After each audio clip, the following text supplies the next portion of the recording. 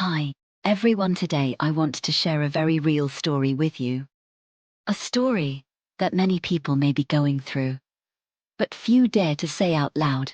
The fear of turning 45. Not simply the fear of getting older, but a quieter kind of fear. The kind where you can still smile during the day, still work, still take care of your family, but at night, when you lie down, your heart suddenly sinks, as if something is slipping out of your hands. And if you stay with me until the end, I believe you'll understand this. 45 isn't a full stop, it's a hodzin. That night, Hung sat in his car in the basement garage, engine off, lights off. The parking lot was wide, cold, and so quiet he could clearly hear the ticking of the watch on his wrist. On the windshield, condensation fogged into a thin mist, exactly like the feeling that had been clouding his mind for months. He couldn't name it, but it was heavy. His phone buzzed once. A message from a colleague. Happy early birthday. You're 45 now, what a great age. He stared at the words, a great age, longer than normal. Then suddenly, he laughed. But no sound came out. There was a small sting in his chest, like someone knocking on a door softly, but hard enough to startle him. He had everything people call stable. A solid job, a full family life, no real shortages. And yet he was afraid. Afraid of what? He wasn't even sure. He only knew that lately, whenever he heard someone say kids these days, or you're at that age now, a bothersome question appeared in his head, repeating like a clock hand. So what now? A week later, Hung walked into my counseling office. He sat down, gripping a glass of water. He spoke very softly. Ajrit, Yugno, I'm afraid of turning 45. Buddy. Hung looked like someone who had no reason to be afraid, neatly dressed, a calm, steady voice, polite manners. But his eyes wouldn't settle like the eyes of someone trying to keep a wall from cracking any further. I asked, did you come because you can't sleep? He nodded. Insomnia. Waking up startled in the middle of the night. A racing heart. During the day I'm fine. But non, première fille qui aime je cliff. What is that cliff called? I asked. He answered immediately. 45. I said, 45 is usually not scary because of the number. It's scary because it comes with the feeling that time is narrowing, and our brains hate the feeling of losing the right to choose. Eluke dat muzi whether I would sing being through. So I asked, what triggered this fear? Recently, did anything happen that hit you hard? He thought for a moment, then told me. His father was hospitalized earlier this year, not critical, but clearly weaker. The company restructured. Some older men were moved into positions that were basically just to sit there. His son entered 10th grade and talked to his dad less. His wife was busy, he was busy, the family was still fine, but their conversations got shorter and shorter. Like everyone was living side by side, inside a schedule. He said one sentence that caught my attention. I feel like I'm being left behind. I explained, when a man says I'm being left behind, it's often not just about family or work. It's the feeling that you're no longer the central version of yourself in your own life. Ewensil a lot. I asked, what are you most afraid of when you think about 45? He answered quickly, like the sentence had been sitting in his throat. I'm afraid I'll become useless. The fear of being useless is very common in midlife. Because many men grow up with an unspoken belief, I only have value if I can carry the load, earn money, and solve problems. When health dips a little, when younger talent shows up at the company, when children no longer cling to their dad like before, the sense of value in their mind gets shaken. I said, Your body is reacting as if you're facing real danger. Insomnia, a racing heart, startling awake. Because the brain doesn't clearly distinguish between danger in the world and danger to identity. For you, useless sounds like no longer needed. He exhaled deeply, as if he'd finally been allowed to admit he was afraid. I gave him a simple exercise. Tell me about the most recent moment when that fear showed up. He told me about a meeting. A young employee gave an excellent presentation. Everyone applauded. He applauded too. But at that exact moment, a thought flashed in his head. In a few years, I'll be surplus. After the meeting, he went to the restroom and looked in the mirror. There were faint dark circles under his eyes. He thought, maybe I really am getting old. And that night, he couldn't sleep. I asked, when you saw those dark circles, what did you think about your life? He gave a strained smile. I thought my life had already been boxed in. That phrase, boxed in, is the doorway into the core of the fear of turning 45. Not fear of grey hair, not fear of wrinkles, but fear that you no longer have the ability to become anyone other than your current version. Fear that everything has already been set. I said to him, there's a kind of grief at this age that few people name. Grief for the versions of yourself you never lived. He looked down at his hands. His eyes reddened, but he tried to keep his voice calm. When I was 25, I wanted to open a small workshop, build something of my own. But then I got married, had a child, and chose stability. Premier told myself, and I'm 45.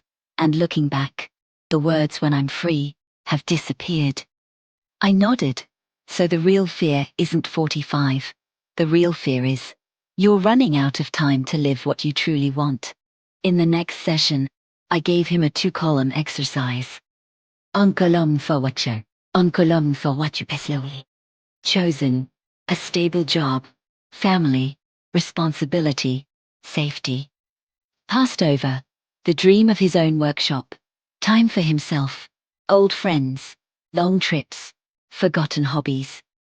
He stared at the 2 columns for a while, then said, I wasn't wrong. I said, you weren't wrong, you're just paying a price. The price of stability is that many parts of you get stored away. And at 45, that storage room starts demanding to be opened.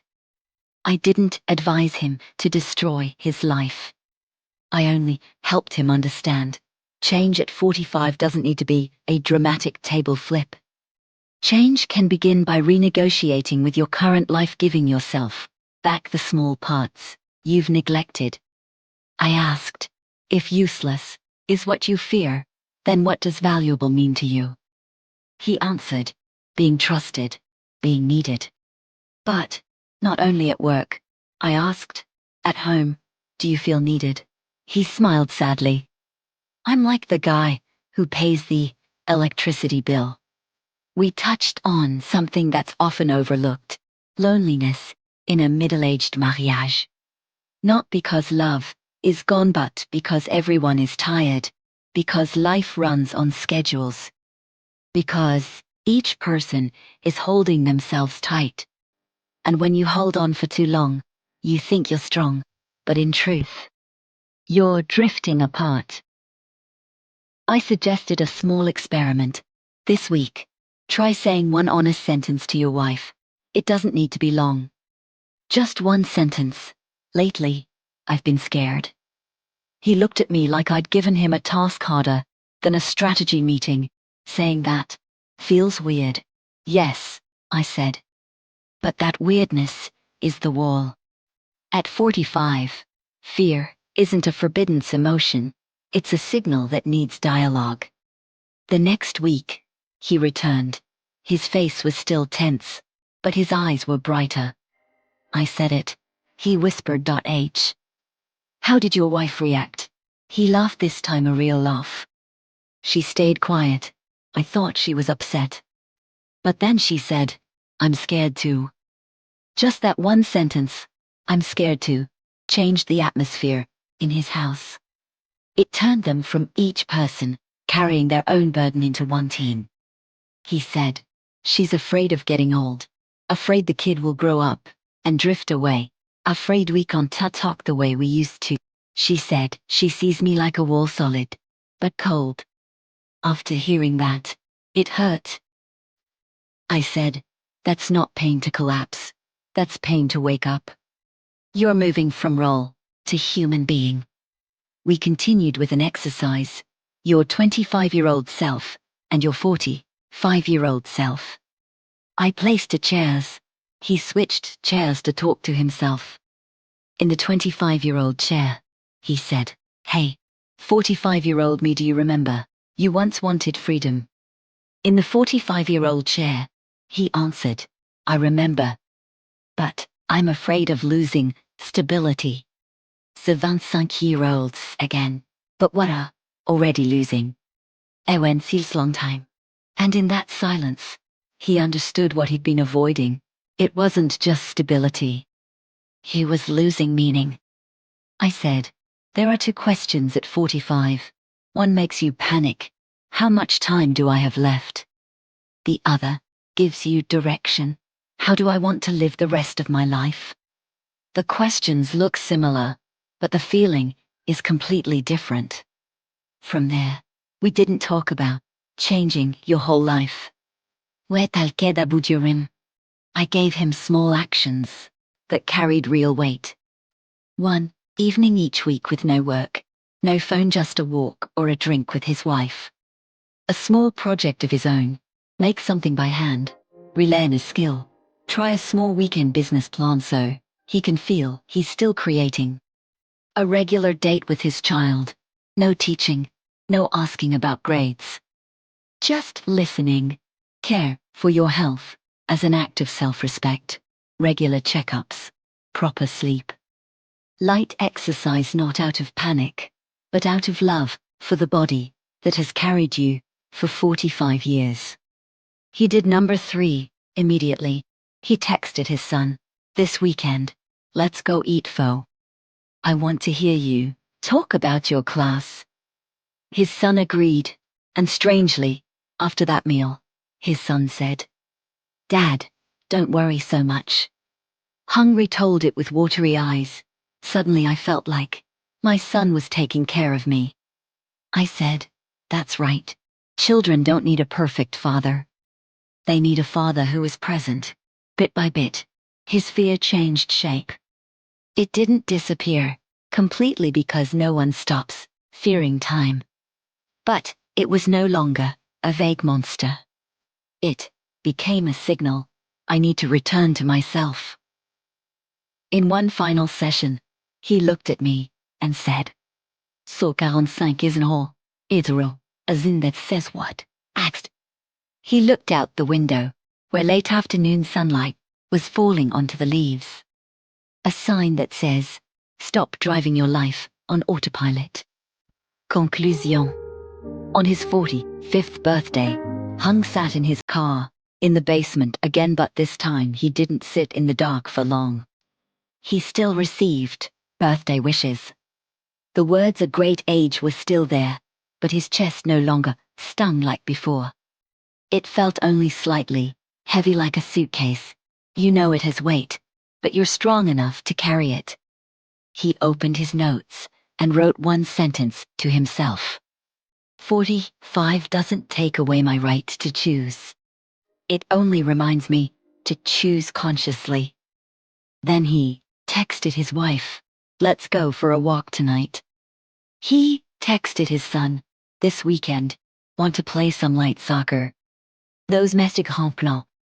But they were proof he was taking his life back, not by running from fear, but by understanding fear and turning it into a compass.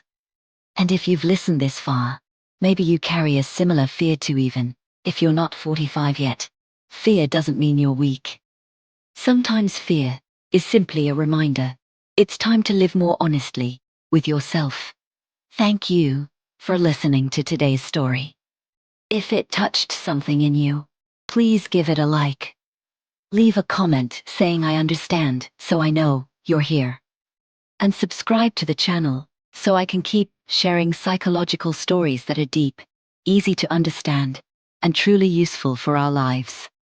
See you all in the next video.